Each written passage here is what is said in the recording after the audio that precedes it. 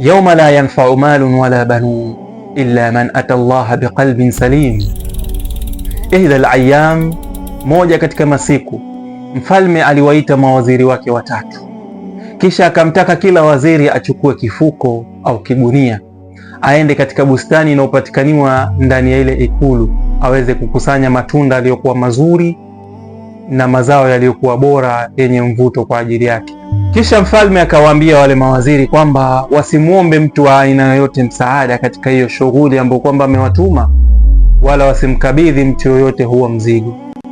Wale mawaziri basi walishangazwa sana na maamuzi aliyokuwa ameyatoa yule mfalme, lakini mwisho wa siku kila mmoja akachukua kigunia chake na akaelekea bustanini kutekeleza amri ya mfalme ambayo kwamba ameitoa. Waziri wa kwanza alijitahidi sana kumfurahisha na kumpendeza mfalme, basi alichagua matunda yaliyokuwa mazuri mno yenye mvuto pamoja na mazao yaliyokuwa bora yenye afya, akawa anachagua huku akijaza kwenye kile kigunia chake mpaka kilipojaa. Waziri wa pili akawa anajiuliza ndani ya nafsi yake kwamba sidhani kama mfalme ana haja na hivi vitu ambavyo kwamba ametutuma, wala sidhani kama atakuja kuvichunguza vilivyoko ndani yake. Basi akaanza kukusanya kwa uvivu na uzembe, akawa anakusanya yale matunda, hatofautishi kati ya mazuri na yaliyokuwa yameoza wala mabichi. Akawa anakusanya yaliyokuwa yameoza, akawa anakusanya yaliyokuwa mabichi na hata mengine yaliyokuwa mazuri kiasi, mpaka ilipojaa kile kifuko chake. Na waziri wa tatu hakuamini hata kidogo kama mfalme angejaji kilichoko ndani ya kile kifuko au kile kigunia.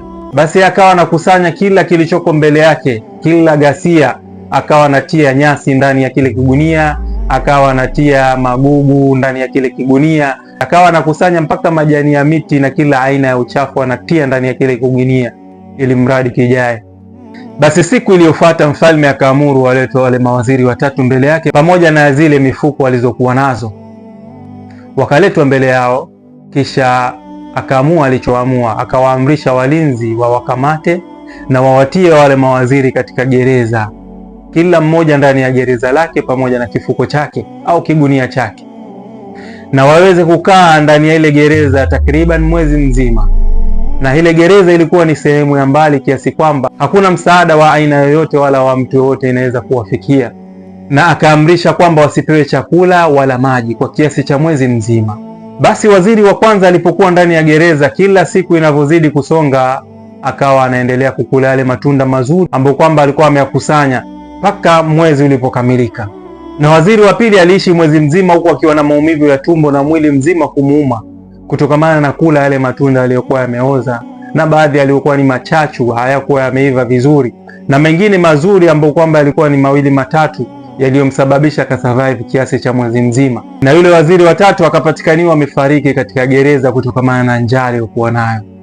Al-ibra, mazingatio katika hichi kisa ni kwamba, hebu jiulize wewe unayenisikiliza na unayenitazama, hivi nafsi yako wewe unaiweka katika fungu gani katika hayo mafungu matatu ya hao mawaziri tuliowataja? Itazame nafsi yako ipo katika fungu gani pale, kwa sababu hivi sasa tuko katika bustani la dunia, na hapo ulipo una uhuru wa kukusanya matendo yaliyokuwa mema na matendo yaliyokuwa mabaya.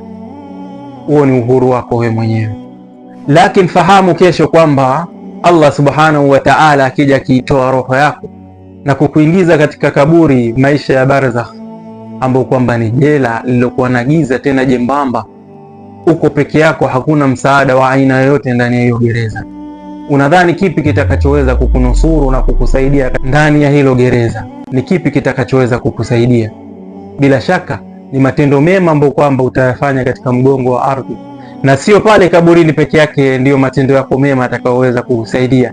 Hata siku ya Kiyama, siku tukifufuliwa, moyo wako ambao kwamba umesalimika kutokana na matendo mabaya ndiyo itakaoweza kwenda kukusaidia mbele ya Allah azza wa jalla, kama qala azza wa jalla ba'da a'udhu billahi minash shaitani rrajim, yawma la yanfa'u malun wala banun illa man ata Allah biqalbin salim. Hiyo siku ya Kiyama ni siku ambayo kwamba haitomfaa wala kumnusuru mtu wa aina yoyote mali yake aliyoichuma katika huu mgongo wa ardhi, wala wanawe hawatoweza kumtetea hiyo siku ya Kiyama.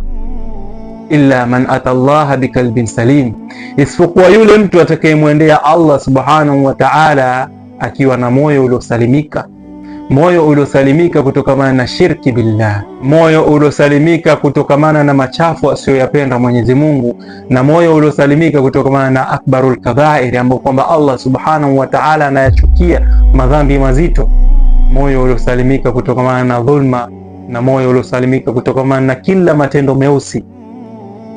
Hivyo basi kuwa makini kutokamana na matendo unayoyafanya katika hii dunia, ili siku ya Kiyama usije ukajuta na kutamani kugeuka mchanga. Ya laitani kuntu turaba, natamani nigeuke kuwa mchanga. Haya maneno yasije yakakutoka siku ya Kiyama kwa uzembe wako katika hii bustani ya dunia. Fanya kheri kabla sakaratul mauti haija kufika. Ikiwa kisa kama hiki kimekugusa na kimekufurahisha, basi ni vyema kuisambaza kwa wengine na waweze kunufaika, na huenda ukapata thawabu kwa kitendo cha kuisambaza pia wewe. As'adallahu awqatakum bidhikri, dumtum fi riayati llahi, wassalamu alaykum. Sallu ala alhabib, sallu ala man qala rabbi ummati hubban li ummatihi wa kana rahima ya ummat almukhtar ya ahbabahu sallu alayhi wa sallimu taslima.